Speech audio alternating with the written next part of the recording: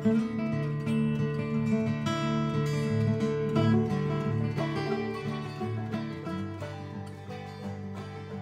迎收听 Project Tenacity， 一个分享工作与创业资讯的 podcast， 希望能在每一期的节目中带给在北美工作的华人就业和创业资讯。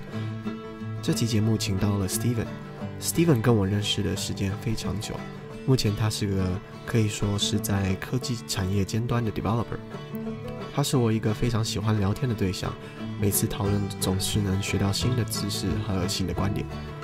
听众们可以在 Spotify 和主要的 Podcast 频道以及 YouTube 上面找到我们，也记得到 Facebook、IG 和 LinkedIn 订阅我们，以便收到内容更新的通知。如果你有任何的问题，或者是想要了解职业，也欢迎听众私信我们，我们会找机会回答。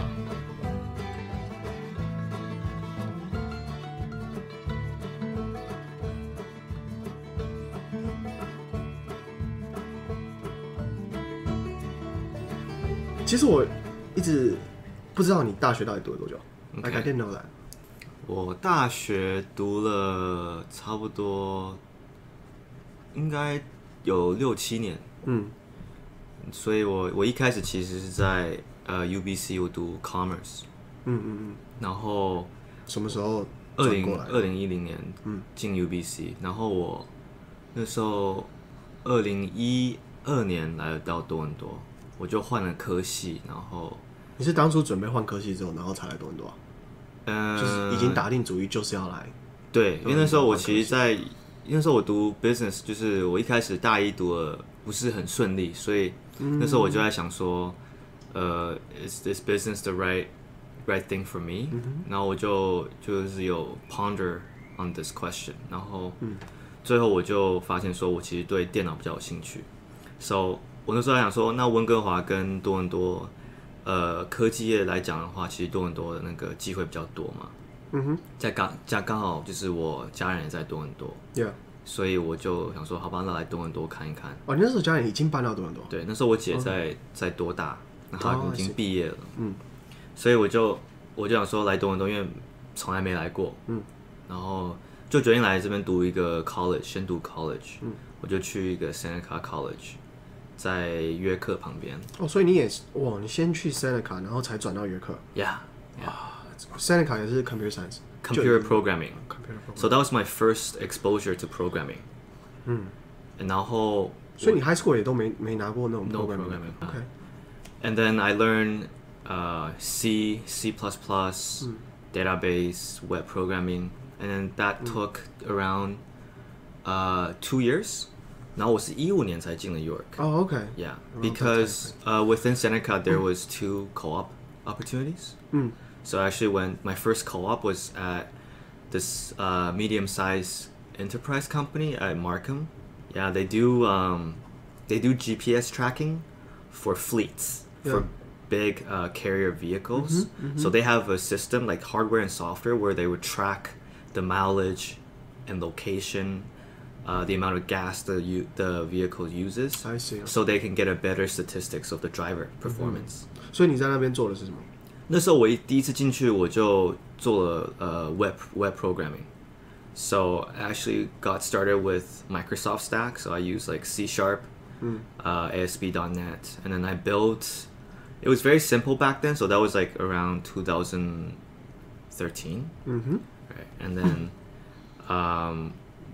Build a really easy inventory form, so for their internal employees to use. So that's where I kind of started learning how to build a web application. And the co-op was for 4 months, and I went back to school. And then the second co-op was at RBC. Oh, okay, yeah. And then there I was doing more of a IT consultant role. So I actually worked with a lot of. I was more of like a BA and TA at the same time, business analyst and technical analyst at the same time. Elaborate on that, because BA could stand for a lot of things. Yeah. So as a business analyst in RBC at that time, our team was like originally a consulting team for internal and external clients. So we also service the internal clients in RBC. So if any RBC teams within any teams within RBC needs some type of IT application, then we would be one of the people to build it for them. Oh, right? I see. Okay. But obviously the priority doesn't go to our team, right? We would still have to do a proposal and then compete among other teams, whether they might be external IT teams that do consulting. Oh, I see. Oh, interesting. Okay. Yeah. So at that time, I learned a lot about business. So actually talking to people, learn about their requirements. So as a business analyst, that's like the first thing you have to do, right? You talk to your clients, see what they have to do, what they want to build, who are the stakeholders, and then you kind of create that into a document, right? And then you would work with the technical analysts and then come up with a plan of how you would build a technical infrastructure to execute that plan. And then obviously there's budget estimation, and writing out the use cases, writing out the test cases. So I kind of went through all that. Yeah. So actually at that job, I didn't do too much programming. You know, I actually did it's all business. It was more of a preparation. It's like the business side of software development. Exactly. Like doing the preparation. So I would actually go through the software development life cycle. It's a very popular term to use, right? So like, how do you actually plan your software? So I was kind of more about the design and planning aspect of that, whereas I didn't do too much on the developing. So that was also a pretty valuable experience. And then at that time I also realized, like, you know, RBC or maybe banks isn't what I really want to work for, because first of all, it's very slow there, right? if you wanna like do something with a database or something, or you wanna open up a ticket, it takes 1 to 2 days, to even minimum to do something there. So I realized, like, at that time when I was still pretty young then, so I didn't want to work at such a slow-paced company. But I think it's still valuable, because when you look back, you realize, like, oh, that's how bigger business operate, right? And then you realize how important protocols are, right? You have to follow them and why they might be in there in the first place. So it was very interesting. Yeah. I see. And then 然后之后你就去15年进了 York。进去的时候是大几啊？ Yeah. So after I finished Seneca and I finished my co-ops, I realized, like, you know, like, do I just want to go find a job and start working, right? Like, like I could have just done that, but then I realized, you know, maybe like I should improve myself even more, right? And that's where I was like, okay, maybe I can go to a university now, right? And obviously Seneca, the campus that I went to in Seneca was beside York, so I looked into York and I was like, okay, I can actually easily transfer my computer programming diploma into a bachelor. 你在 Seneca 也是已经毕业的状态，你已经拿到 diploma。I see. 所以不是读到一半然后又转去。So I actually got my diploma, and then after that, I look at how I can actually transfer a diploma into a bachelor. And then York was the easiest, because York actually gave, out of all the schools, it gave most credits. So that means I don't have to take more courses. So when I went into York, I actually started off as more of a second year, right? Oh, went back to second year. Yeah. Okay. So you would think you can go into third year, but no, I actually end up going into as a second year student. So it took me about, you know, another 2-3 years. 2 years. I think. 2017. Yeah, right? so like 2 years to finish everything. 哇，所以整个大学人生从10年到17年。Yes. 7 years. 在 York 的时候，你有做 co-op 或是 At York, it wasn't official co-ops. So in the summer, I would still find co-ops to do. Or not even co-ops, just finding a job to do, and most of them were all programming related. Oh. So it wasn't through the school. It was just I actually just went on Craigslist and Kijiji, and I would look at if anyone's actually hiring web developers. So within that time frame, I actually worked at 4 different places in the summer. Craigslist 跟 Kijiji 他们是比较就是像接 case 这样子吗？ A lot of them are like that. A lot of them are also just like a recruitment for other companies. Oh, like recruiting agencies. Yeah, posting on Craigslist as well. But there's also other posts where, you know, a lot of them are more like a independent contractor or a very small startup where they're looking for people, but at a more lower wage, I guess. Right. So like a lot of times, like I've interviewed with a lot of different people on Craigslist and Kijiji, right? Yeah. And a lot of them are more like people who are independent contractor, but their work is getting out of hands. Like they're getting a lot more work now, and they need someone that can help them with more of the easy task of the project. Oh, right? I see. Okay. So, because like as a contractor, you might start off slow, but then eventually once you kind of get your name out there or you establish a lot of connections and clients, you'll have more people that want to work with you. And if you're independent, most likely you might not be able to take as many cases as you want. But if you take more cases, you're obviously going to increase your income, right?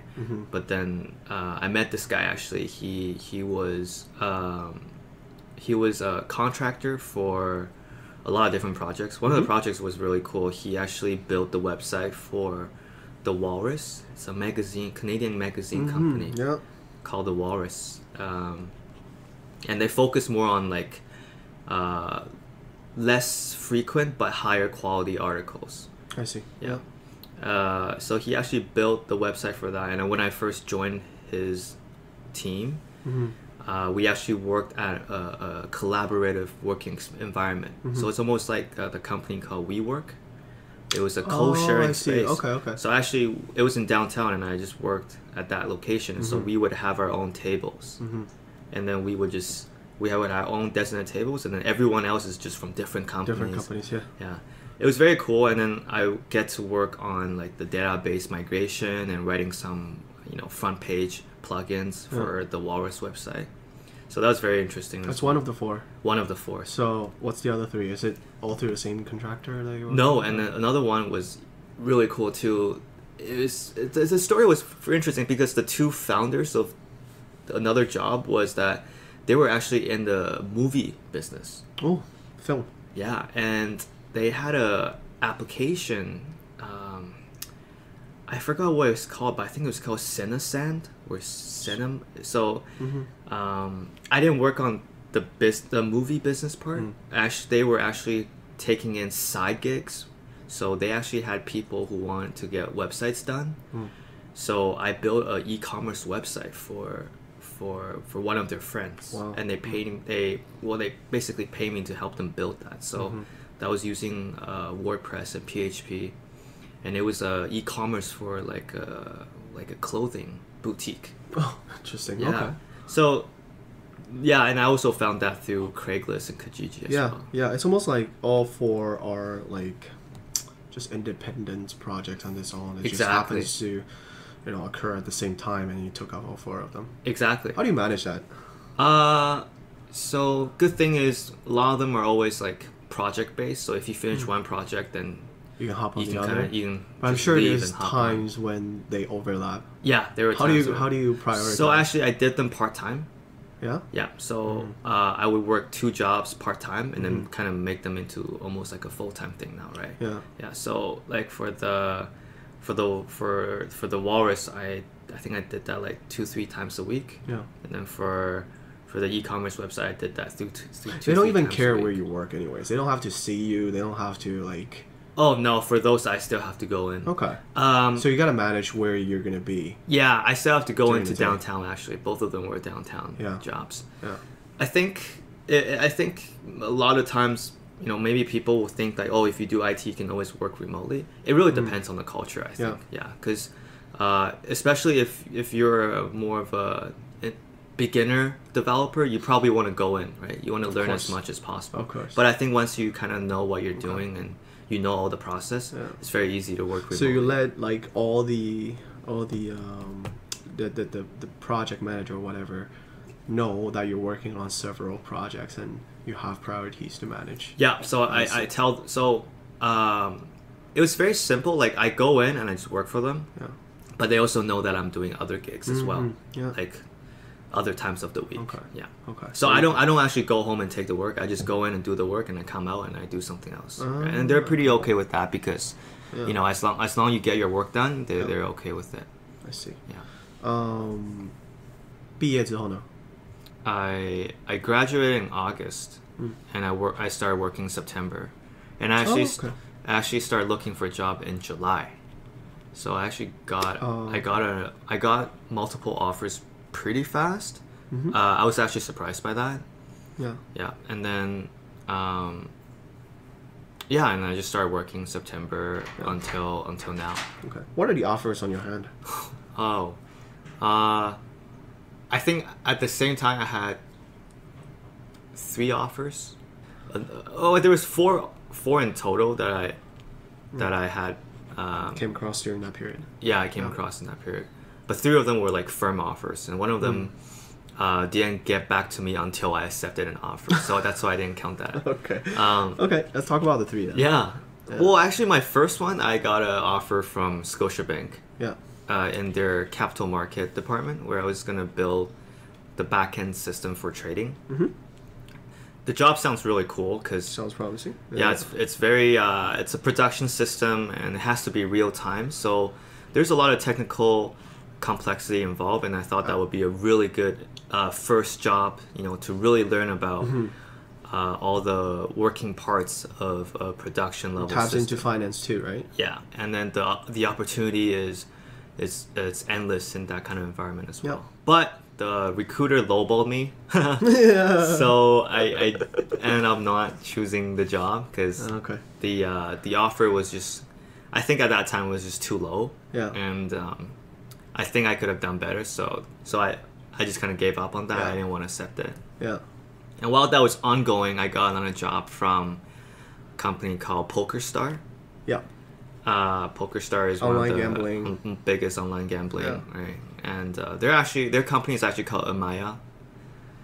So Amaya offered me a job as a web developer, particularly in JavaScript. So I would be working on two projects. One of the 2 projects, I think one of them was more for like the payment system for all the gamblers that would use. So it's more of an internal tool that you would see. And then the other one would be more of an external tool where it's more like a lobby where the players would be in, and there would be different dashboards you'd be showing. That job was actually really nice, and the offer was good. The pay was reasonable, and the benefits were really good actually. And what's reasonable? Reasonable as in, I do my market research on all the... For a fresh graduate, what's the range? Wow, that's really hard to say, I'll be honest. It's very So what have you heard? So for web developer, I've heard, 60K to 80, 90K. 90 is already really... A bachelor graduate. 90K is already really good, yeah. Holy, okay. 60 to 80. I would say that's like a reasonable amount for a good developer. Right? If you're completely new, 80K is definitely impossible, almost impossible. 60K is reasonable if you have experiences and you co-op experiences and all. Exactly. So if you have co-ops, so for people like Waterloo students, they would have a better chance of getting that kind of salary. So you're probably shooting at like 70. Yeah, so originally I was trying to get at least 70, 80. That was my bottom line. And then actually, so the Scotiabank was offering me a bit lower than that. So that's the idea I want to take it, right? PokerStar? And then PokerStar was offering me with compensation, like total compensation, like including bonus, it was close to 80. That's really good. So I was really happy. That's a first job. That's the first job. And I'm working on a cool application too, right? Because it's a gambling application. So I almost took it, but one reason I didn't take it is I got another better offer than that. Which is your current job? My current job. Yeah. So where's that from? So my current employer is called Zero Gravity Labs, and they are a subsidiary of Loyalty One. And Loyalty One is the company behind the Air Miles program in Canada. So I think as a Canadian, people, everyone would know what Air Miles is, right? You can get that at Shells, Rexall, Metro, Sobeys, whatever. So I think a lot of people probably never heard of Zero Gravity Labs because one thing is we're fairly new. It was formed in early 2017. The reason why the lab was formed was because Loyalty One was kind of identifying some key technologies that they could try to potentially use. So, for example, blockchain was one of them. AI, machine learning, deep learning for sure. And then another thing called IoT, which is Internet of Things. And actually, I am on the team of IoT right now, and that's what I've been doing since I joined the company. Internet of Things 就是you connect like home appliances and all that through internet so you can interact. Yeah, I think that's one aspect of an IoT system. It always depends on the industry you're in. So the home appliances part would be more of like a smart home IoT system. But then you can actually take that out and apply it into different environments. So you could have a smart building where within the building you have equipments that can communicate with each other, and perhaps, for example, it could adjust temperature based on the number of people in a certain room. Right. So then you can save electricity for your building. Yeah. So that would be another use case. Or it could be a smart city where you have traffic lights communicating with each other to make sure that your traffic is flowing really well and not getting stuck. Isn't Google just coming in? Yeah, so that's one of the biggest. What's the news on that? Yeah, so I've been kind of following that. They're actually called Sidewalk Labs. They're owned by Alphabet, the parent company of Google. Sidewalk Labs is actually, they're trying to build like a big amount of acres of land in the southeast of downtown Toronto. So Queens Quay area, almost to Cherry Street, where TNT is. So in between Yonge and that area, they have owned a large part of the lands close to the water as well, where they're going to be building a smart city. Right now, I think they try to incorporate as many people as possible. So people who lives in Toronto, and actually this project is a multi-level government project. So federal, municipal, they're all on this with Sidewalk Labs. And right now I think they're doing a lot of requests for proposal, and luckily this year I actually went to one of their event where they had a demo or exhibition of all the plannings materials that they had. So I went to take a look, and I don't think we will see the city be completely built up in the near future yet, but they're slowly working towards that, because there's a lot of concerns about what they're doing in Toronto, right? One thing is the data that they're collecting, right? Does that data belong to Canada, or does that data belong to Sidewalk Labs? Right? And it's a very sensitive issue, right? If the data is majority owned by Sidewalk Labs, then what is there to gain for the local city, right? Obviously there will be improved infrastructure for cities, but I think we would be losing on a big part. 尤其是 Facebook 最近弄成那样, data privacy and confidentiality becomes a hot topic. And recently I know that you were pushed out GDPR, which adds on to another another restriction to obviously for the developers to consider, right? And I think the US is planning to push out like the US version or North American version of GDPR. I think you're right, because for the last 2 years, data privacy has been a big issue, right? And if you're collecting data in the physical world and you're keeping that all to yourself, there's going to be even more concerns over that. Okay. Back to Zero Gravity Lab. So, Internet of Things on that team. How's your pay compared to the other offers? My pay? Pretty good. Give me a range. A range? Well, I'm at a bonus excluded. Bonus excluded, okay. It's base salary. So my current salary is around low 6 figures without bonus. That's very good. Yes. Low 6 figures. All right. And that is also why I did not move on with the other offers. Oh yeah. Oh no. Low 6 figures. I would definitely go for it. Yeah. Holy, and bonus excluded, right? So you add on bonus to that. Yeah. Yeah, honestly, I think luck. Now I know why all these startups not making money. They're doing so well.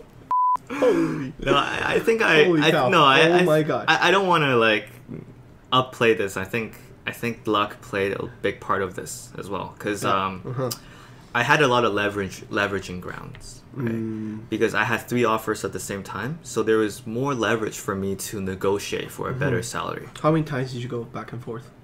I went back and forth with 2 companies around 2 times, each 2 times. So obviously, I was very transparent in the hiring process. Honestly, I was being honest about my available offers in hands and what I'm getting, what are my benefits, and I would ask them if they can match that or at least do better.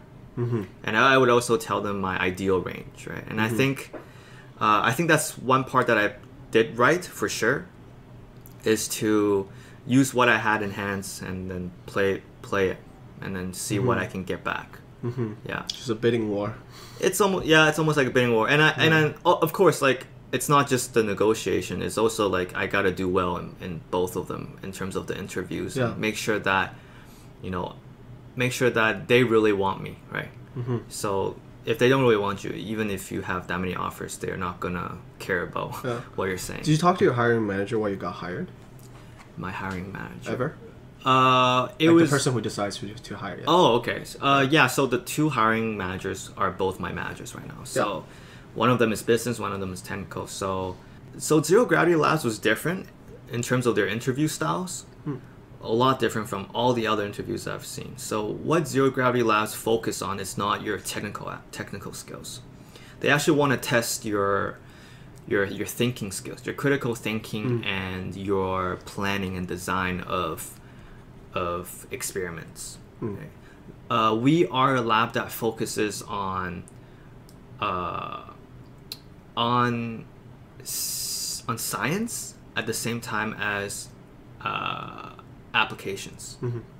So what I mean by that is the way we do interviews is we actually give a very open-ended question for the prospects. So we would actually tell them, hey, you know what? We'll give you unlimited time, and you can create an experiment, and you run it, and you tell us what the results are. Asking you to do an experiment. Yeah, and you can do whatever experiments you want, and you come back when you're ready, and you present it to us. That's our interview style. So I have been part of the interview process ever since I joined. So everyone in the lab gets to be part of the interview process. So we actually see all the people that comes in for interviews. And I particularly like this idea, although it is very hard, actually, if you think about it, because open-ended questions and tasks are always the hardest, because you have the responsibility now to set the constraints and set the restrictions so you don't go too far overboard or you don't lose control. So it's a very nice technique to kind of get into someone's head and see how they think about doing something. So that's the way we interview. And then actually, when they did that on me, I was prepared to do that, because one of the first thing is at York, I did a lot of research during my undergrad as well.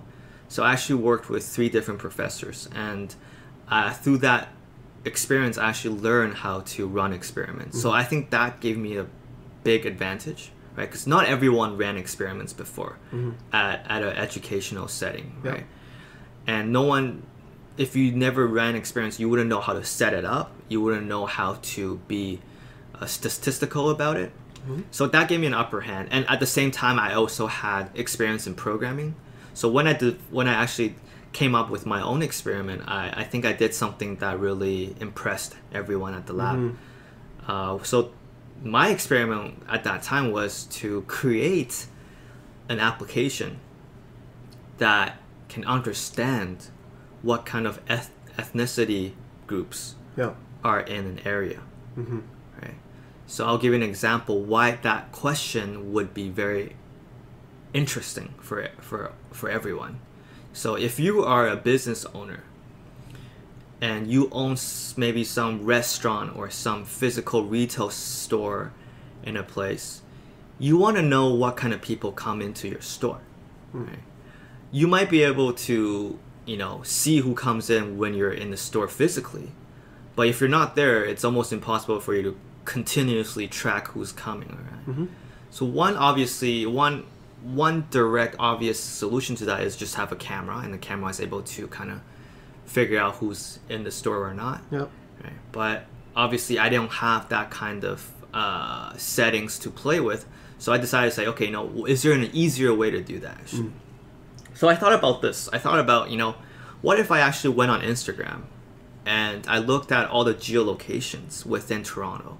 So I actually personally picked like 13 neighborhoods in Toronto. Yep. Right. So for example, maybe like Eaton Centre, Kensington Market, North York, etc., etc., etc. I would pick these locations, and I should go on Instagram and see, when you type in a location, you can see all the photos that were geotagged in that location. Yeah.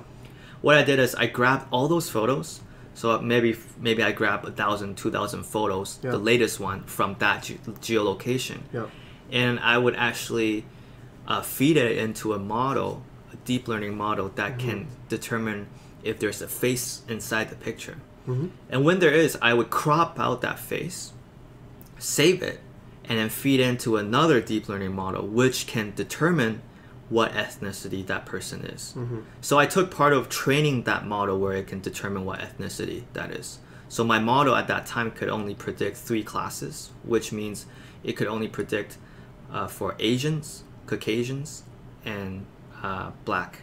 So I ran that through all the photos, and obviously the accuracy wasn't that high because I trained that in like 2-3 days. Obviously, yeah, you don't have that large amount of data to run it through. Exactly. So actually, in the very end of the day, I packaged that model, and then I built a web app that could show the map of Toronto, and you can click on a drop point, and it will break down what's the percentage of ethnicities. The demographics in that neighborhood. Exactly. And I thought about that, and that would be, when I presented that to the people there at Zero Gravity Labs, they were very interested. Yeah. Right? Because I think the power in that knowledge is that, then you can kind of figure out, for example, if you're going to open a restaurant, you can kind of see, should I open at this location? And what kind of demographics actually go to this location? Yeah. Is this the perfect place? Who am I trying to attract? To attract the people that I want to go there. Right. So that could be actually a startup itself. So when I presented that, there are a couple key things that interested Zero Gravity Labs. One thing is I was able to program, and I was able to actually train machine learning and deep learning models. Second is I was able to present the work and package it into a web application. And I had some common sense of doing statistical analysis. So in summary, Zero Gravity Labs, they were interested in someone who can get hands-on, right? Who is not scared of exploring technologies, right? Because obviously I learned as I developed this at the same time. So they wanted to hire people who was curious-minded, who is passionate about what they're doing, and I think that's why they really. No, I'm very impressed, because if I were your boss, I would hire it. This is the 6-figure guy. I would go with. Yeah, no. Okay. So are you guys still expanding right now? We are actually. We're a small team right now, and I think my boss is trying to hire. Looking for people, yeah. Looking for people. We actually our one weird thing is our turnover rate is high. So actually, I'm the most tenured person in my lab right now, besides my bosses. Interesting. Okay. Yeah. So the ones that joined before me, they all left already. What's the reason for that?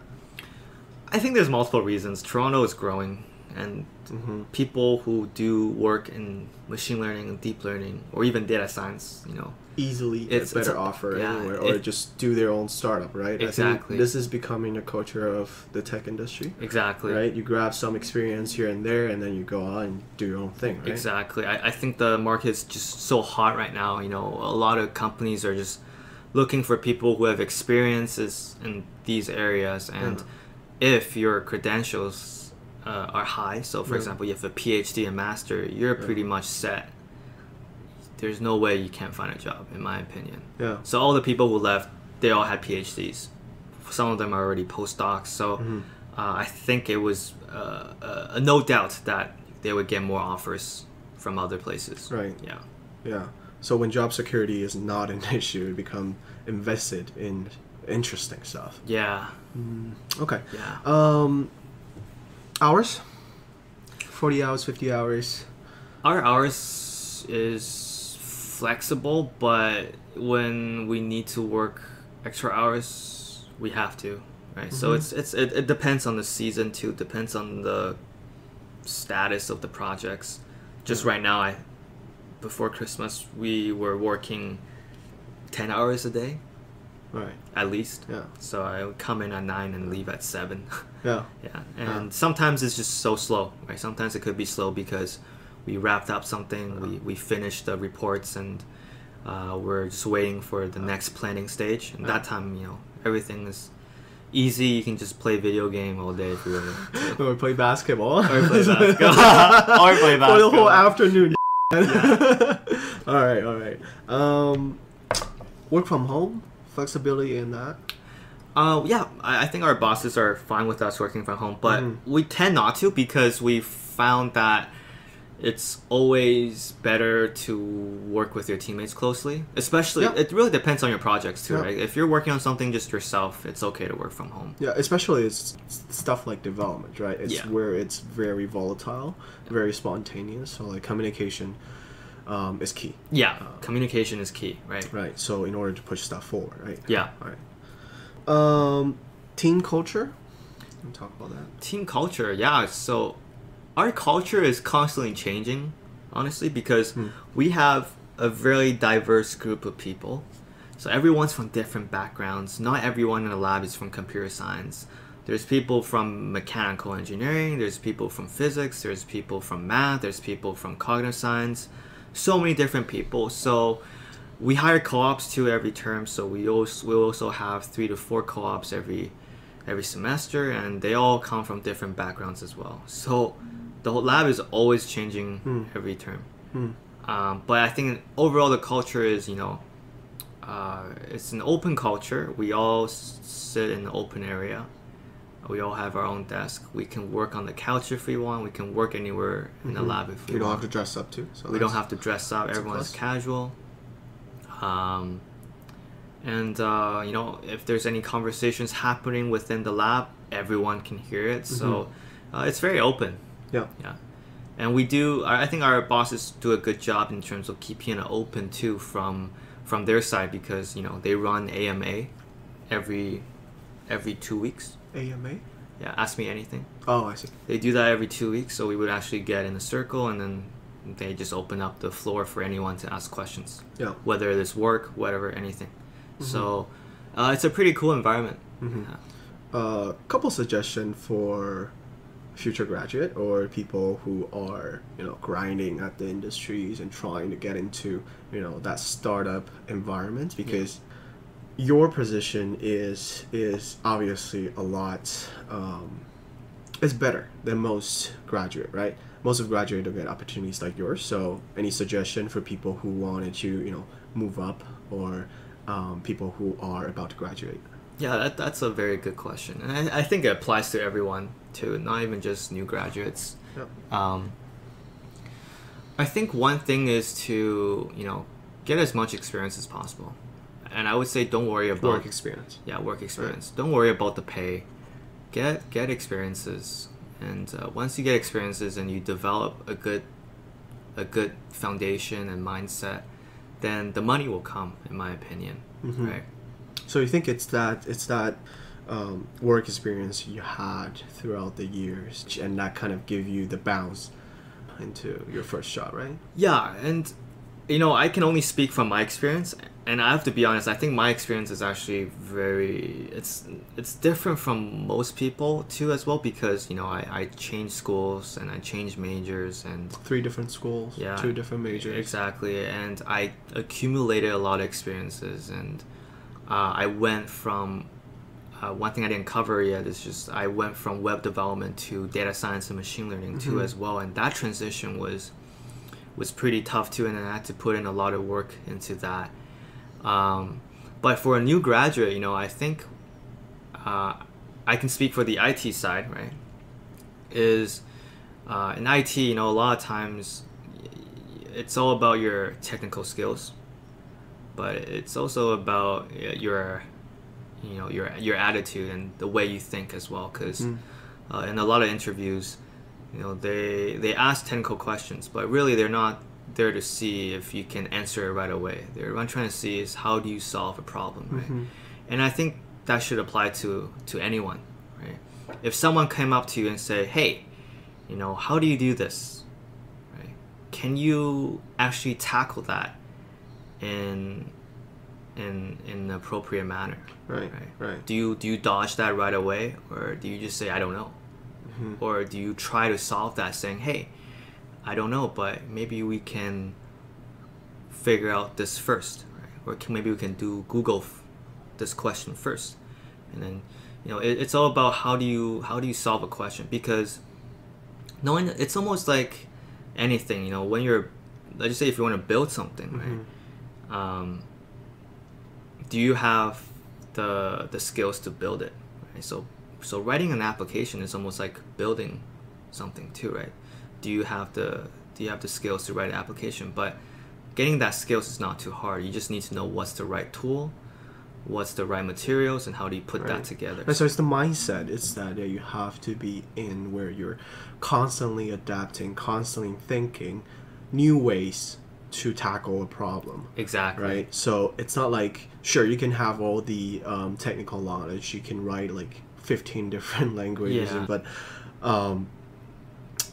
if you're not able to, constantly improve and constantly approaching stuff and see stuff from different ways, then you're not going to get the job like you did. Exactly. Like, I think you made a good point. It's like, so what if you know 15 languages in the world, right? If you can't even use those languages to talk to people and cooperate with them and then do something meaningful, knowing those 15 languages doesn't really matter at the very end. So I think as long as you can show your potential employers and show that, hey, you have the right skills, you have the right mindset, and that you can learn and adapt, I think most of them will definitely take you in.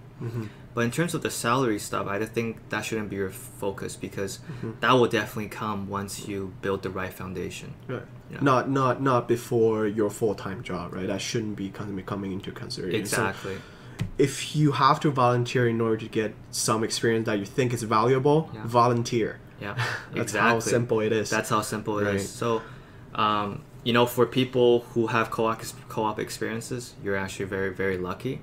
And for people who don't have those experiences, maybe it's time to think about, what's the first experience I can get, and then how do I... You gotta put yourself out there. Yeah. And I think another thing I forgot to mention is, you also have to... do it outside of school or outside of work. You also have to... it's almost like, if you're an athlete, you play the professional games, but outside of professional games, that's where you put in most of the work, right? You got to practice, you got to show up every morning, you got to develop the discipline.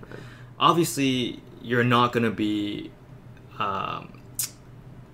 operating at that intensity, but you should still be, learning new things. Your mind is just constantly in that world. Yeah. Right? You get off work, that's fine. You might not have to think about work, but like the next stuff that you open up on your browser is what Bloomberg is tech, is news articles like that. Exactly. So you're constantly like refreshing yourself, following up on industry trend, technical knowledge, whatever. Exactly. Right? So, and I think you got it right. You know, when you go home, what do? Right? Do you just watch YouTube all day, all night? It's the after hours that matters. It's the after hours that matter. Yeah. And I think throughout that 7 years of school, outside of school, I put in a lot of hours into, you know, understanding different technologies, even just writing my own projects. So I've built web applications on my own. I've trained models on my own outside of school and work, and that is why when I went into the interviews, I had something to say. I had something to show. If you didn't do that, then, you know, it's impossible to show anything, right? Because how do you expect to get like a good pay or in a good job if you have no substance to show in this first place? So I think sometimes you have to be real about it too, right? And there's also so many people who are competing for the same position as you are. So when you put those things into perspective, then you realize, okay, there's actually a lot of work I need to do to get to where I am right now. Yeah. Got it. What was your GPA, by the way? Oh man, my GPA was crap. 3? It was like 3.2 or something. 3.2. Yeah, I was like I was the low 70s. Yeah. It was crap. From York, right? From York. Okay, I see. From Seneca, I was better, but York, it was crap. But I think that was because I didn't put too much focus on the GPA part. I was trying to get more experience. Yeah, I was trying to get more experience. Absolutely, yeah. So, that being said, what's your plan for the future? What's after this? Because your industry is going to be high turnover. Let's put it like that. Yeah, that's a good question. That's actually something I've been thinking about. Like, what do I want to do? Do I want to keep doing this, or is there the next step? Yeah, there is one thing that I'm currently trying to pursue. It's nothing too big. It's just me and my colleague, we are just thinking about starting like a food delivery app right now. Let's talk about that. Are you currently in the requirement gathering stage, or we're talking to businesses, talking to restaurants? Yeah, we're doing it very lean. So we are trying to do as less as possible, but get the most out of it. So at the same time, my partner and I, we are talking to people while developing this as well. And it's hard to kind of manage this because we both have a full-time job. And he's actually in the States and I'm here, so there's also time zone differences, but we try to be efficient about it. So right now, we are developing the application very kind of spontaneously as well, because you know, there's a couple ways we could have approached this. One way was to, you know, just build out an application and then start selling it to people, sell the idea to people. But we didn't want to do that because we understand the world's moving at a very fast pace, and the demands for stuff is constantly getting updated. Uber Eats, you have Ritual. Oh yeah, and all that. The market is so saturated right now. Uber Eats is high growth right now. Uber is about to go IPO. There's also so many other companies called DoorDash, Skip the Dish. There's also Ritual. There's also MealPal. There's also other ethnic communities that also have their own delivering apps. 饭团外卖什么的. Exactly, like like 饭团, 然后 FOD, and it's a very saturated market. But my partner and I, we kind of identify there is still improvements that can be done in the market, and that's why we are still kind of working out a business plan, appropriate business plan for this, and at the same time developing the skeleton for the application. Just a very, very, very quick question, a very high level question, Sure. but I don't know if it's going to turn on to a 15 minutes chat, but a lot of people, when they do start up, they're looking to sell at someday, and not looking for the continuity in that, you know, in that business model or application. Right? Yeah. Any comments on that mindset? Is that just like a regular kind of developer mindset? You know, I do this gig, I'm done, sell it off, and then rich forever, that kind of stuff. You know, that's a very, very interesting question. And versus, you know, the traditional idea of, you know, you get into a business model and you do that for the next 40, 50 years, and then hopefully you can continue for the next 100 years, right? That's completely different mindset. Yeah, the former that you mentioned, you know, that's a mindset that a lot of people are very attracted to, right? Can you build something in a short amount of time and then sell it to someone else, and then you can just exit, right? But there's a lot of ways to exit. You can exit either by being acquired by another company. Mm-hmm. You can also exit, which everyone knows is IPO your company, and that will be an exit for you. Or to your latter, which is, you know, do you slowly build out this business and you keep running it for who knows how long, but you know you'll be involved in the business for a long time. Mm-hmm. I think there's no right or wrong. Depends on your goals. Depends on the lifestyle. Depends on, you know, what do you really want to get out of this. Mm-hmm. So I think it's always important, you know, that you ask this question is you have to identify what is your goal here, right? Mm-hmm. Why are you starting this business, right? So for us, my partner and I, we ask ourselves this when we're having meetings is, do we want to build something that we can get someone to quickly acquire, right? Maybe if we build this and we capture a certain niche of the market, can a bigger player in this market acquire us? And maybe we can get, you know, a few $1 million out of this. Or do we want to grow as fast as possible, go to investors, and then get fundings from them because we are showing high growth, and then potentially try to push for an IPO or for even a bigger acquisition, right? And realistically, can we manage that while we're having a full-time job? And realistically, what is the time frame for all that? So when we talk about this and put that out on the table, we realize, you know, we're both of us are not there to actually go for the money. Actually, we just both realize, you know, there is inefficiency in this market, and there is demands that are not getting met, and we just as a developer, we feel like, you know, we can actually build something that could solve this. So some of the inefficiency that we see in this market is, you know, Uber is killing all the restaurants there, right? They're charging 30% margin. That's really high for the restaurants, because sometimes restaurants per meal, their margin is not even 30%. Like, how do you even you're actually selling stuff at a loss. You're selling stuff at the loss, but for what reason? The reason is marketing. You want to get your restaurants out there, and Uber Eats gives you the best marketing platform right now for food, and that's why people are hopping on it. And hopefully you pray that your marketing goes up and you get more people coming in, then you can slowly get more sales. But it's a risky bet for the restaurant owners. Second is, being an Uber Eats delivery driver isn't that good. It's actually even worse than being an Uber driver. Uber driver doesn't have to park the car somewhere to get food and then come back in and deliver the food. They just have to pick up people. There's no time wasted. So there is also a lot of inefficiency and lower pay for the delivery drivers. For the consumer, you're paying extra money just to get food delivered with Uber Eats. The price listed on the menu is higher than what you would get inside the store. And that's because they need to earn money. They need to take the 30% margin from someone at least. So you're paying a higher price for your food. And you're paying at least a $3 to $7 delivery fee for your food.